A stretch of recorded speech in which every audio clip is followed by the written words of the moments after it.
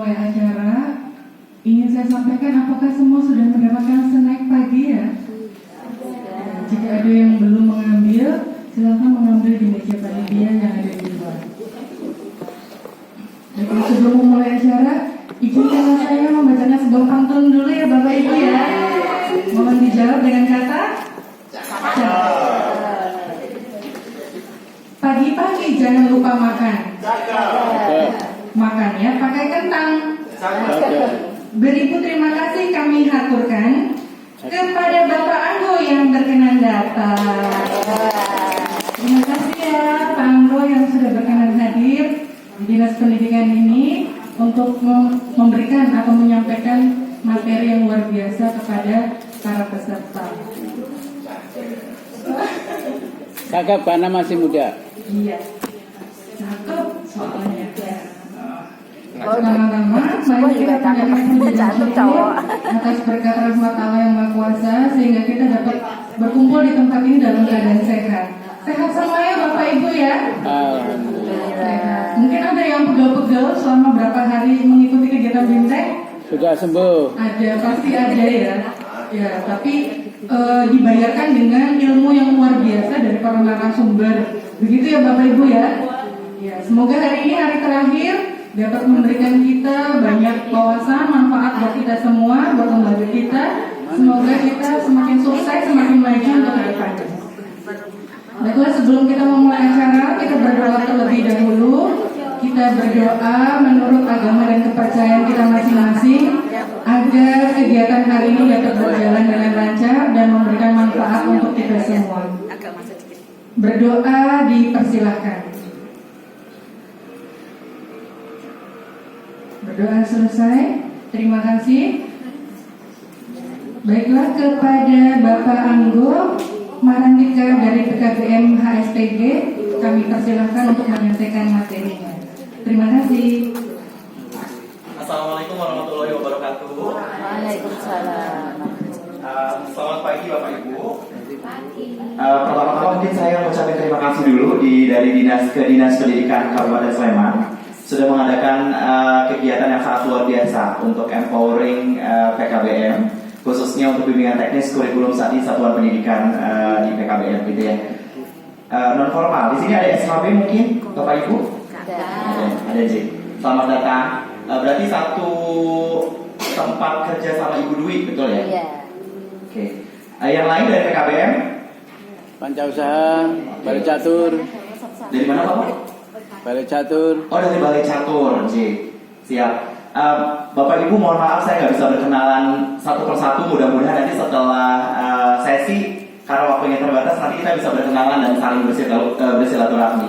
Mungkin perkenalan singkat, nama saya Anggo Marandika, biasa dipanggil Anggo.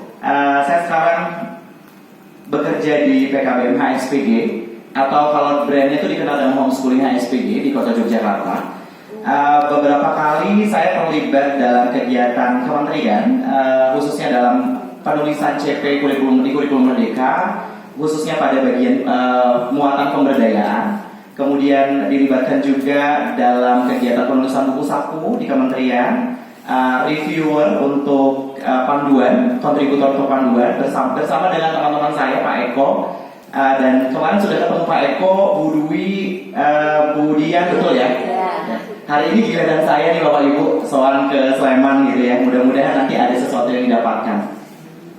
Saya lulusan dari University of Glasgow tahun 2020 di UK. Alhamdulillah dengan menggunakan salah satu scholarship bergengsi di Indonesia, yaitu LPDP Bapak Ibu. Glasgow dekat Kulon Progo. Oh iya betul Bapak, samping kanannya dikit gitu ya Pak ya. Hari ini saya ceritanya diminta sama Pak Eko dan tim Dinas Kabupaten Sleman untuk menyampaikan terkait dengan muatan pemberdayaan dan keterampilan berbasis profil pelajar Pancasila. Boleh dicek dulu mungkin ya. Kemarin Bapak Ibu belajar apa aja atau diskusi apa aja, dialog apa aja? CP. Dialog CP, berarti memahami CP kemarin ya, sampun J? Sekilas. Sekilas, oke. Nggak apa-apa ya, berarti sudah mulai mengenal dan paham gitu. Apalagi Bapak Ibu? Kebijakan kurikulum. Pembelajaran terdiferensiasi, kebijakan kurikulum merdeka. Ada lagi mungkin membuat TP, betul? Dan alurnya ya, kemarin ya. Sempat membuat perencanaan pembelajaran? Belum. Oh, berarti hari ini nanti saya, kebetulan paparan saya juga karena pemberdayaan dan keterampilan itu ada memahami CP-nya, ada TP-nya, nanti kita ulang sedikit ya. Oke. Bapak Ibu mungkin penasaran atau mungkin sudah ada yang melakukan diimplementasi dengan baik. Saya mungkin ingin sama-sama kita tahu ruang lingkup dari pemberdayaan dan keterampilan sebetulnya. Apa sih program pemberdayaan dan keterampilan berbasis Propela itu, Bapak Ibu? Propela itu profil pelajar Pancasila. Nanti kalau saya singkat mungkin saya sering menyingkatnya Propela. Bapak Ibu ada yang mungkin berkenan untuk memberikan point of view-nya? Apa sih itu pemberdayaan dan keterampilan?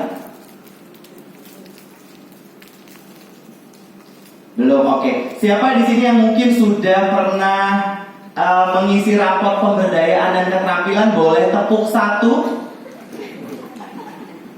Ini kosong nih, kayaknya ragu-ragu mau menjawab. Kalau menjawab saya takut ditunjuk gitu ya. Ya udah kita buka aja deh gitu ya. Bapak Ibu, menurut Permendikbudristek nomor 12 tahun 2024 yang baru dirilis bulan ini, sebetulnya pemberdayaan keterampilan itu merupakan kegiatan pembelajaran kokurikuler ya di pendidikan kesetaraan. Kalau di pendidikan formal di sini ada mengajar pendidikan formal, boleh acuh tangan. Bapak Ji, kalau kokurikuler di formal apa Pak? Sama dengan ekstrakurikuler. Sama dengan ekstrakurikuler, oke.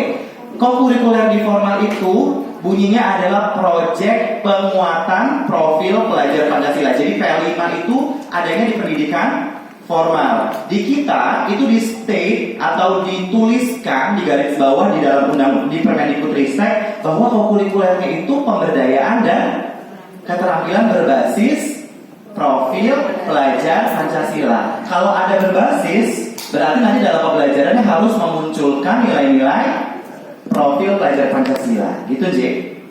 Nah, kalau di kurikulum merdeka kemarin mungkin sudah disampaikan ada namanya intrakurikuler gitu ya. Intrakurikuler itu ya seperti bahasa Indonesia, matematika dan seterusnya gitu ya.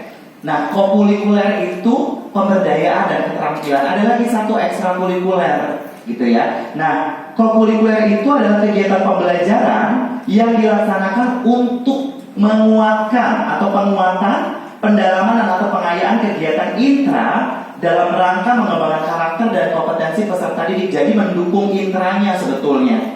Jadi di bahasa Indonesia, di matematika dikuatkan dengan pembelajaran kokurikuler ini. Sebetulnya esensinya begitu. Nah, terkait dengan pelaksanaan kokurikuler pada pendidikan kesetaraan itu paling sedikit, ini di state ya, di permennya, paling sedikit diselenggarakan dengan pemberdayaan dan keterampilan. Jadi boleh nggak kalau di luar ini? Boleh kan, paling sedikit. Gitu. Tapi kalau satuan pendidikan atau PKBM mau menyelenggarakannya pemberdayaan dan keterampilan saja boleh nggak? Boleh, ya gitu. Nah, apa sih sebetulnya? Ini masih paparnya tulisan semua ya. Mohon maaf ya. Kelompok muatan pemberdayaan dan keterampilan itu mencakup keterampilan okupasi atau okupasional, ya. Mencakup juga fungsional. Kalau okupasi itu mungkin kelompok-kelompok profesi contohnya. Kalau fungsional itu mungkin seperti contohnya bahasa Inggris atau keterampilan praktis, Bapak Ibu. Kalau vokasional itu keterampilan seperti contohnya tata boga, tata busana gitu ya. Sikap dan kepribadian profesional dan jiwa wirausaha mandiri yang dikembangkan sesuai dengan kebutuhan dan karakteristik pendidikan kesetaraan serta berbasis profil pelajar Pancasila. Nah, ini saya sengaja memang mencatatkan uraian semua Bapak Ibu karena ini perlu saya sampaikan di awal sesi. Gitu ya. Jadi kita paham ruang lingkupnya pemberdayaan dan keterampilan itu apa sih sebetulnya gitu. Nah, sebelum saya melanjutkan, Bapak Ibu boleh dong biar kita suasananya tidak tegang, boleh berpasangan berdua, saling berhadapan, boleh berdiri dan saling berhadapan. Oke. Sama saya Ya, berdiri. ini Mas. Ibu sama saya. Oh Bertiga boleh, bertiga, tapi bertiga susah nanti ya. Berdua boleh, berdua. Sudah ada yang belum ada pasangannya, bertiga boleh, bertiga. Nah, sudah semua ya. Kita akan bernyanyi sebentar. Ya, jadi saya punya lagunya ini. Halo, ola, moshi, apa kabar? Gitu ya. Oke, biar semangat nih. Kalau halo, Bapak Ibu hanya bilang halo. Bisa dipahami ya? Oke, kita ikutin dulu yuk. 1, 2, 3. Halo. Pakai dua tangan Bapak Ibu. Kalau ola cuma dibalik. Ola. Nah, moshi sekarang gini. Moshi. Apa kabarnya boleh jabat tangan temannya. Apa kabar gitu, oke? Oke, silakan saling berhadapan. Yang trio boleh saling berhadapan bertiga ya. Oke. Saya akan menyanyi, Bapak Ibu sambil menyanyi sambil bergerak. Oke? Kita latihan konsentrasi di pagi ini. Sudah siap Bapak Ibu? Sudah, oke. Halo, ola, moshi, apa kabar? Oke, sudah bisa? Saya akan acak lagunya ya. Belum? Lagi baik. Saya akan 1 kali putaran lagu. Oke, baik. Nanti saya acak ya. Halo, ola, moshi, apa kabar? Halo, ola, moshi, apa kabar? Halo, ola, moshi, apa kabar? Halo, ola, moshi, apa kabar? Boleh tepuk tangan dulu buat Bapak Ibu. Saya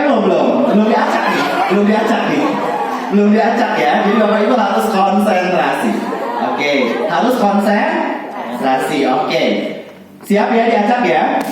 1, 2, 3. Halo, moshi, ola, apa kabar? Apa kabar? Moshi, ola, halo, moshi, ola, apa kabar? Oke, boleh tepuk tangan buat Bapak Ibu. Oke, untuk memulai pembelajaran memang kita harus happy ya gitu. Jadi saya buat Bapak Ibu happy dulu deh gitu ya. Sampai pemaparan pertama ini clear ya sebetulnya Bapak Ibu ya. Pemberdayaan dan keterampilan itu adalah muatan populer. Oke. Jadi kalau misalnya ada yang bertanya gitu, satuan pendidikan non formal dalam hal ini SKB atau PKBM perlu nggak melaksanakan proyek penguatan profil pelajar Pancasila? Perlu nggak? Jawabannya tidak. Iya. Karena kita sudah dimuat dengan pemberdayaan dan keterampilan gitu ya. Jadi kalau ditanya kok di PKBM jenengan misalnya tidak ada P5 misalnya, pemberdayaan dan keterampilan ini merupakan sebuah proyek penguatan juga ya. Merupakan penguatan untuk profil pelajar Pancasila. Oke. Nah, sekarang kita mau tahu dulu cakupannya sebetulnya untuk pemberdayaan dan keterampilan berbasis profil itu apa sih? Ini untuk pemberdayaan dulu ya. Jadi menurut permen ini, pemberdayaan itu memuat kompetensi untuk menumbuhkan keberdayaan, harga diri, kepercayaan diri sehingga peserta didik mampu mandiri dan berkreasi dalam kehidupannya. Jadi nanti yang diajarkan ini berupa, bukan diajarkan malah ya ini, yang dibuatkan adalah karakter, ya. Kalau karakter itu kan nggak ada pembelajaran secara langsung ya sebetulnya ya. Tapi ada juga kegiatan yang bisa menumbuhkan karakter. Contohnya outbound misalnya, atau mungkin kegiatan-kegiatan seminar misalnya yang menumbuhkan kreativitas anak misalnya. Itu kegiatan pemberdayaan yang tidak diintegrasikan. Gitu. Materi-materinya itu mencapai kompetensi dapat meliputi pengembangan diri dan pengembangan kapasitas Bapak Ibu, kapasitas diri. Jadi kalau dulu tuh ada istilahnya ini tuh belajar soft skill, gitu ya. Kalau skill dibagi jadi hard skill dan soft skill, pemberdayaan itu partnya adalah soft skillnya. Keterampilan yang diinginkan adalah hard skillnya, gitu ya. Oke. Nah, kalau di panduan yang ditulis, sebetulnya Bapak Ibu, pemberdayaan itu dibagi jadi dua. Ada pemberdayaan individu dan pemberdayaan kolektif. Individu itu ketika dia berdaya atas dirinya sendiri. Mungkin di PKBM atau di SKB-nya Bapak Ibu ditemui peserta didik yang Masya Allah, ditemui peserta didik mungkin yang sulit masuknya, atau mungkin punya permasalahan dengan keluarganya, atau mungkin dia ada anak jalanan. Dengan segala kompleksitas yang ada, sebetulnya yang ditingkatkan adalah pemberdayaan individunya, gitu. Sementara untuk pemberdayaan kolektif itu bagaimana dia bisa mengisi ruang publik, ya. Dia bisa mengambil keputusan ketika di forum, misalnya dia bisa aktif berpartisipasi di lingkungan masyarakat atau lingkungan keluarga atau lingkungan satuan pendidikan, gitu. Nah, itu ruang lingkup pemberdayaan. Ini masih paparan saya ambil dari permen ya Bapak Ibu, sebelum nanti kita ke prakteknya. Nah, ini yang bagaimana satuan pendidikan dapat melaksanakan pemberdayaan. Jadi kan bingung sebetulnya pemberdayaan itu dilaksanakannya gimana sih, gitu ya. Sebetulnya pemberdayaan itu dilaksanakan dengan model aktivitas. Nah, aktivitasnya ini dibagi jadi 3 sebetulnya. Kalau sebetulnya bisa di luar ini juga, tapi saya dan Pak Eko yang waktu itu merumuskan salah satu CP di pemberdayaan, kita menuliskan yang pertama, alternatifnya melaksanakan kegiatan pemberdayaan tanpa diintegrasikan. Contoh pada kegiatan outbound, kegiatan webinar, seminar, misalnya seminar penyuluhan anti narkoba misalnya, penyuluhan kesehatan reproduksi misalnya. Nah, itu juga bentuk pemberdayaan. Ada penyadaran di sana Bapak Ibu, ya. Nah, itu adalah contoh-contoh kegiatan yang tidak diintegrasikan. Mas, kalau di PKBM saya terbatas nih sumber dananya, terbatas nih sumber daya manusianya. Kira-kira bagaimana saya menilai pemberdayaan, tetapi saya tidak mengadakan kegiatan pemberdayaan secara terpisah gitu, ya. Bapak Ibu boleh mengintegrasikan dengan muatan keterampilan. Jadi ketika di PKB Bapak Ibu ada menjahit gitu ya, tata busana. Nah, itu boleh ditumpangin untuk namanya diintegrasi untuk kegiatan pemberdayaan. Di sana dikuatkan kreativitasnya, dikuatkan kesadaran dirinya, boleh. Ya, jadi pemberdayaan itu boleh kok tidak diselenggarakan dalam kayak istilahnya mapal sendiri, boleh, tapi diintegrasikan, gitu ya. Kemudian boleh juga diintegrasikan dengan mapel atau intrakurikuler, tapi tidak bisa semua biasanya ya. Kemarin mungkin Pak Eko sudah ada kasih kisi-kisi yang tidak bisa diintegrasikan, itu adalah mapel bahasa Indonesia, PKN dan agama. 3 ini kalau menurut pandangan saya secara pribadi memang boleh seharusnya ya. Tetapi menurut pemerintah ini adalah bagian esensi gitu. Materi pelajaran esensi yang memang perlu dicapai secara murni capaian pembelajarannya gitu, oleh peserta didik, sehingga harapannya tidak diintegrasikan gitu ya Bapak Ibu ya. Nah, kalau keterampilan gimana gitu? Nah, kalau keterampilan itu setiap satuan PKBM, satuan pendidikan, setiap daerah itu memiliki kekhasan tertentu, betul? Prambanan dengan Sleman Kabupaten ini gitu di sini berbeda sih karakteristiknya sih. Ya. Berbeda gitu. Maka karakteristik satuan pendidikan, karakteristik daerah itu bisa menjadi input Bapak Ibu untuk menyelenggarakan kira-kira yang cocok keterampilannya di satuan pendidikan saya apa. Gitu. Contoh nanti kita kasih contohnya ya dengan analisisnya gitu. Nah, kalau pemerintah Bapak Ibu menyelenggarakan atau menulis CP gitu ya, capaian pembelajaran itu untuk 9 keterampilan ini. Ada konten kreator, ada robotika, ada tata busana, tata boga. Itu yang sudah disiapkan oleh pemerintah gitu ya. Kemudian perikanan tangkap, ada barista, pertanian terpadu, pengolahan sampah, aplikasi perkantoran, komputer ya, dan seterusnya gitu. Kalau yang tidak ada di sini gimana? Boleh nggak saya menyelenggarakan? Boleh. Ya, contohnya apa? Gimana Ibu? Bagian kelistrikan boleh. Ya, kalau memang ada sumber daya manusianya dan didukung tuh boleh banget. Apalagi Bapak Ibu kira-kira? Seperti batik, apa ya? Shibori itu masuk dalam. Membatik. Nah, kan membatik belum disiapkan oleh pemerintah. Boleh nggak satuan pendidikan mengambil membatik? Boleh. Ya, boleh sekali. Ada menyulam dan seterusnya ya. Jadi di luar 9 ini, Bapak Ibu boleh kok memilih keterampilan yang dibutuhkan oleh peserta didik, dan satuan pendidikan tuh siap gitu rasanya kalau menyelenggarakan itu. Kuliner termasuk. Boleh, kuliner nanti ada di Tata Boga. Oh, Tata Boga. Oke, misalnya kalau sekarang itu lagi tren anak-anak butuh keterampilan marketing, boleh nggak?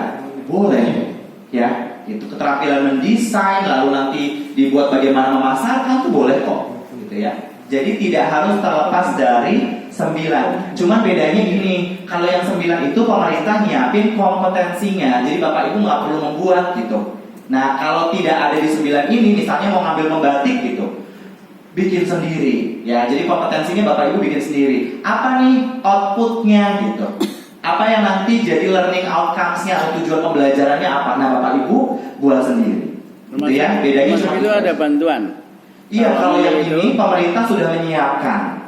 Barusan keluar seminggu lalu itu CP revisi. Ya, di keputusan BSKP nomor 31 tahun 2024. Itu sudah keluar, Bapak Ibu. Misalnya di PKP mana mengambil salah satu atau dari itu lalu dapat bantuan, ada yang bantuan dari pemerintah ya, nih. termasuk nggak berupa materi atau benda atau. Kalau bantuannya hanya sebatas kompetensinya saja yang disiapkan oleh pemerintah. Nah, kalau mungkin nanti mau mengakses misalnya KWU, misalnya mau mengakses bantuan dana-dana dari pemerintah, mungkin itu nanti berbeda jalurnya. Ya, termasuk sebetulnya kalau di PKBM yang saya sekarang ini kelola, contoh saya kebetulan di tempat kami ini kami mengambil robotika, content creator. Ya, jadi dua keterampilan itu karena kami juga mendapatkan BOP, sehingga pengalokasian BOP kami masukkan untuk keterampilan tersebut gitu. Ya, jadi sumber anggarannya keterampilan tersebut dari BOP-nya itu juga bisa. Monggo Bapak. Kalau dari 9 yang disampaikan oleh pemerintah ini ada komputer aplikasi perkantoran. Betul. Ini pemerintah menyediakan tutor untuk yang berbasis seperti ini enggak? Pemerintah menyiapkannya adalah yang pertama kompetensinya, yang kedua panduan. Ya. Jadi ada panduan nanti diturunkan lagi. Ini kebetulan baru disusun. Terakhir saya kebetulan menyusun pemberdayaan bersama dengan Pak Eko. Yang disiapkan adalah bagaimana tutor bisa memahami bagaimana cara mengajarkan ke peserta didiknya. Itu yang disiapkan oleh pemerintah gitu. Kalau tutornya siapa yang menyelenggarakan? Siapa yang harus mencari? Satuan pendidikan. Nah, ini tuh nggak harus terbatas ya dengan 9 ini. Misalnya gini, di satuan pendidikan saya tuh nggak punya tutor untuk TIK misalnya. Adanya mungkin anak-anak muda yang bisa bikin konten. Bisa jadi Bapak Ibu keterampilannya adalah konten kreator. Di tempat saya, ibu-ibunya pintar masak. Bisa jadi Bapak Ibu ngambilnya Tata Boga gitu. Di tempat saya itu ada tutor dan anak-anak dan penjualan batik. Memang daerah sentral batik gitu, ya.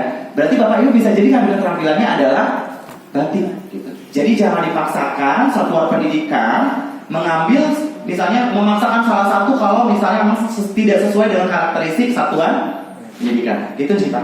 Jadi pemerintah tidak menyiapkan. Kalau untuk itu sudah disiapkan. Iya, tapi kalau CP-nya capaian pembelajaran atau kompetensinya dan buku panduan untuk bagaimana cara mengajarnya atau merancang pembelajaran itu disiapkan oleh pemerintah. SDM-nya termasuk.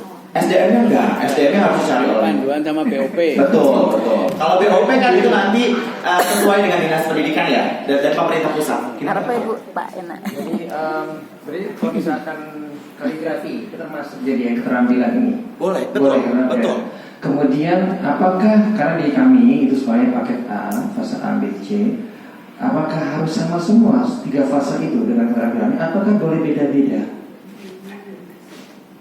Ini pertanyaannya bagus. Saya melupakan satu hal tadi untuk menyebutkan keterampilan. Ada satuan pendidikan atau PKBM di non formal ataupun mungkin PKBM ya mungkin ini berbasis pondok pesantren, betul? Boleh nggak keterampilannya itu kaligrafi? Boleh. Boleh nggak keterampilannya itu misalnya baca Al-Quran? Boleh. Hafalan Al-Quran? Boleh banget. Boleh banget. Dan apakah untuk fase A, B, dan C bisa nggak dibedakan? Bisa disesuaikan dengan kebutuhan dari satuan pendidikan dan sebetulnya sentranya kurikulum merdeka ini adalah peserta didik. Jadi peserta didiknya itu butuh apa sih sebetulnya? Terus visi misi sekolah tuh mau kemana sih sebetulnya? Jadi itu boleh banget. Jadi sebetulnya kalau saya bilangnya gini, malahan ya kalau misalnya pondok pesantren itu nggak perlu mengadakan keterampilan lagi, sudah banyak pembelajaran dengan keagamaannya gitu menurut saya yang mungkin bisa dimasukkan ke dalam keterampilan gitu. Gitu Bapak? Oke. Bisa kita lanjut dulu ya Bapak Ibu ya. Oke. Sampai sini kayaknya cukup jelas ya. Nah Bapak Ibu, kalau tadi kita udah mengenal apa itu pemberdayaan keterampilan, kali ini saya masuk ke bagian bagaimana sih satuan pendidikan menentukan jenis muatan pemberdayaan dan keterampilan. Meskipun tadi udah kita singgung-singgung ya, gitu tadi boleh ini, boleh itu. Kalau pondok boleh begini, kalau di sana ada sentral batik boleh batik gitu ya. Nah itu cara menentukannya gimana? Itu kan jadi pertanyaan ya, gitu. Nah sebetulnya saya buat prosedur 5 ini bukan berarti harus seperti ini, tapi ini menjadi satu referensi aja gitu ya. Oke. Yang pertama biasanya yang kami lakukan di satuan pendidikan itu Bapak Ibu melakukan analisis kebutuhan satuan pendidikan. Jadi dianalisis dulu Bapak Ibu tuh rapat itu dengan tutornya, dengan pengajarnya, dengan kepalanya gitu ya, kepala satuannya, rapat bersama menentukan ini tuh kita butuh apa sih sebetulnya satuan pendidikan. Siswanya tuh butuh apa sih sebetulnya gitu ya. Nah itu untuk analisis satuan pendidikan. Setelah itu ini urutannya bisa random sih sebetulnya. Tapi kalau yang saya lakukan dan saya rekomendasikan, Bapak Ibu mendistribusi beban belajar dulu. Beban belajar berupa SKK. Kemarin udah ya kayaknya sama Pak Eko ya. Misalnya berapa SKK didistribusi ke fase A, fase B gitu ya. Oke. Nah, mendistribusi beban belajar dulu ke dalam muatan pemberdayaan dan keterampilan. Karena kemarin kalau dilihat struktur ada muatan pembelajaran gitu ya, mata pelajaran umum, sama yang B itu pemberdayaan dan keterampilan gitu ya. Nah, distribusi dulu SKK-nya. Setelah itu Bapak Ibu organisasi dulu muatan pemberdayaan dan keterampilan berbasis propela. Sampai situ urutannya sebetulnya. Bapak Ibu untuk menentukan, oh iya nih lembaga saya cocok menggunakan keterampilan ataupun pemberdayaan dengan jenis tersebut. Gitu ya. Nanti ada contohnya Bapak Ibu, ya. Kalau yang 2 ini nanti masuknya adalah nanti untuk merancang pembelajaran Bapak Ibu. Gimana sih cara merancang pembelajarannya? Itu nanti di next slide ya Bapak Ibu ya. Kita akan fokus ke 3 ini dulu. Setuju ya? Nah, saya akan sampaikan gimana atau apa bahan baku untuk melakukan analisis kebutuhan satuan pendidikan. Bapak Ibu sudah mengakses rapor pendidikannya? Sampun Ji, ada yang belum tahu rapor pendidikannya? Kayaknya udah semua ya. Kalau belum nanti boleh masuk melalui akun belajarnya dari kepala satuan pendidikan, nanti bisa diakses rapor pendidikannya. Gitu ya. Oke. Rapor pendidikan itu bisa menjadi sumber data. Contoh di sana karakter pendidikan, kan di sana ada literasi, numerasi, karakter, budaya satuan pendidikan, betul? Nah, Bapak Ibu lihat karakter anak-anak saya tuh gimana? Ini tuh pemberdayaan ya. Apakah apa yang kurang dari 6 propelanya? gitu. Apakah nilai mandirinya, apakah nilai kreatifnya? Nah itu yang Bapak Ibu istilahnya saya bilang hajar gitu untuk dalam proses pembelajaran. Itu yang digali, dikuatkan lebih dalam, gitu. Kemudian misalnya literasinya kurang nih, misalnya berarti nanti dalam proses pembelajaran bisa dikuatkan untuk literasi dan seterusnya. Itu rapor pendidikan. Bapak Ibu, kenapa harus rapat dengan pendidiknya? Karena pendidik yang tahu kondisi anak-anaknya dengan tutornya gitu ya. Apa itu? Tentang hasil observasi pembelajaran. Ya, apa yang dibutuhkan anak? Bapak Ibu, anak yang memiliki problem psikologis yang dibutuhkan belajar dulu atau ditemani dulu? Temani curhat dulu ya. Isi pembelajarannya kan curhat ya sebetulnya. Kita sisipkan 30%-nya pembelajaran gitu kan. Nah, itu pasti perlakuannya akan berbeda dengan anak tipikal. Kalau saya bilang anak tipikal itu maksudnya mereferensi ke anak reguler Bapak Ibu, bukan anak berkebutuhan khusus gitu ya. Gitu. Jadi akan sangat berbeda kebutuhannya. Nah, ini dari hasil observasi pembelajaran. Masukan dari pendidik, peserta didik, dan orang tua murid atau mitra. Misal Bapak Ibu bermitra dengan LKPA misalnya, atau mungkin kalau di HSPG itu kita bermitra dengan City College Plymouth, Bapak Ibu. Ya, dia berada di UK. Jadi kita sertifikasi untuk marketing tuh bisa dari dia gitu. Ya. Nah, itu juga bisa sebagai referensi Bapak Ibu. Misalnya, oh saya bermitra nih dengan LKPA. Bisa nih saya mengadakan keterampilan A misalnya. Itu bisa banget. Ya. Atau Bapak Ibu bermitra dengan pemerintah misalnya, bisa menyelenggarakan sertifikasi. Itu juga bisa. Ya. Visi misi tujuan daerah. Ya, kemudian sumber-sumber daya manusia. Ini penting banget ya sumber-sumber daya manusia. Bapak Ibu misalnya mau tata boga tapi nggak ada yang ajar tata boga. Bapak Ibu harus mengadakan ulang kan, ada nggak anggarannya? Gitu, itu juga harus dicek lagi ya. Jadi fasilitas dan mitra yang tersedia.